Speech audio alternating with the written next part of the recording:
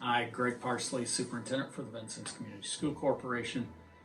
As we have stated to you over the course of the summer and really through the whole shutdown, that we will communicate messages as we need to, and we're ready to communicate a few different things. Specifically, I want to talk about our reentry plan, but before I get there, as this video is being released today, we have graduation or commencement this evening in Alice Arena.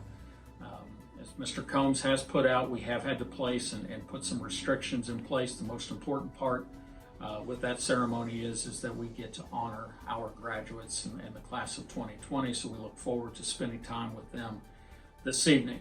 We also have the Franklin Open House that is still slated for Tuesday, July 21st from 5:30 to 7:30. We're excited to share that facility off with the community, and then that brings all of our elementary schools, quite frankly, to that state-of-the-art facilities and rivals that of our middle school and high school. We're excited to share that building with the community. We'll have a brief ceremony at the very beginning, a ribbon cutting. Mrs. Pancake has some students that will actually do that, and then we will allow people to go through the building. We are not doing it as we've done the other receptions. There will not be food and those things. We just want to share the building with the community, and then we will go back through, clean the building, and get it ready for staff and students. As I shift gears, you all are well aware that we have our VCSC path to reentry. We have vetted that in many different places. We've released that through social media. You know that it is set up in a stoplight fashion of the green, yellow, and red. As I present this video today, we are in that green phase. That's where we certainly desire to be and desire to stay. A lot has gone into this particular plan. As I mentioned, it's been vetted in many different places. We've taken a lot of input from others. This plan, we feel, provides the absolute best and safest of all environments. When I refer to safe environments, certainly the cleaning of our facilities, disinfectant, hand sanitizer, mask when you cannot socially distance, signage, all those things have been taken into account. They're taken into account in all of the different phases. We also realize, though, that we have to have options for our parents. Now, I will tell you, it's my opinion, that the best option is that we need students in the classroom. We need in-person education. That's what we are building towards. But we realize that there may be some situations where folks have some legitimate health concerns, and that with those legitimate health concerns, we need to provide options. We have a letter that will be coming out to parents and guardians. We will release that through a variety of avenues that include social media, on the website. We can email it where we have email addresses. We can send a text stating that a letter has been sent. We're not planning, because of the length and the items within that letter, to actually physically mail it. We also are including our health protocol. There's a school calendar within the letter. But again, providing the options, because you as a parent have those options, that if you are uncomfortable with the in-person learning, and that again there is a legitimate health concern there, of providing that other option, and we explain that within the letter, and we'll work with you through that. As I do this video today, Knox County sits in a very good position. Southwestern Indiana sits in a very good position. As we have all learned with COVID, things can change at a moment's notice, and we know that.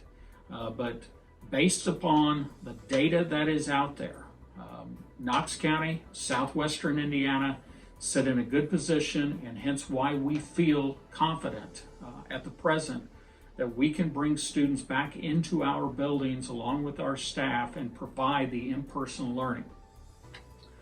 I recognize and realize we've gone 9 weeks at the end of the 1920 school year where we were not able to provide the instruction. We've gone a summer without being able to do summer remediation. We can catch the students up. May not be overnight, will not be overnight, but we can catch students up. But in order to bring them back to where we need them, we need that in-person learning to occur and happen with your students in our buildings, with our staff educating. A couple other items that I would just draw your attention to: extracurricular activities. We've had a couple really good weeks. We've been doing extracurricular activities since Monday, July 6th. We have put different protocols in place, and our coaches and our students have done a very good job. We've been able to do that safely, and the different organizations have put guidelines out within the Indiana Department of Education. There are 3 phases. We're in phase 1. That phase 1 runs up until the end of July 19th, and then July 20th we move into phase 2. And again, as I have said to our coaches and sponsors, a large part of what they do and the environment also paves the way for us reopening. And because we feel good about the things that are already happening, we can feel good about the plan that we have. Offices, I know this is a question. We're getting ready to release our press release that talks about the reopening. That's the summer reopening. We send that out annually or every year. The high school building is open now. Our middle school and elementaries will open on July 22nd.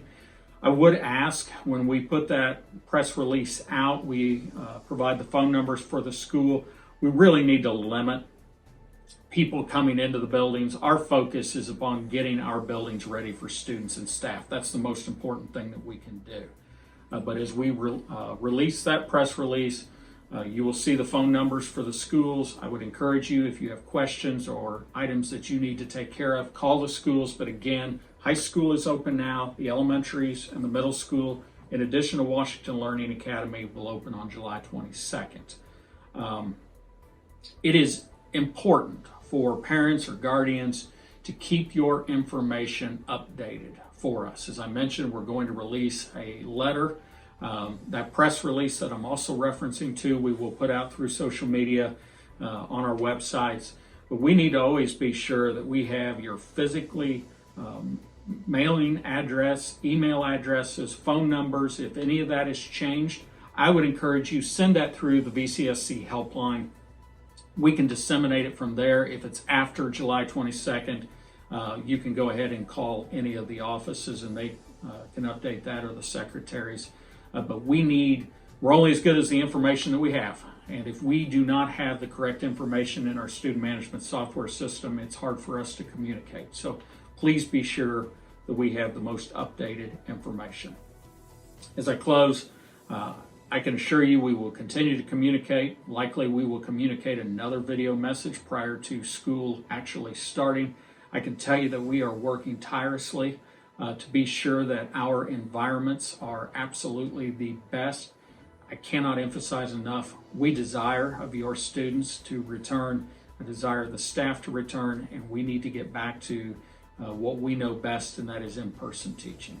Until then, thank you.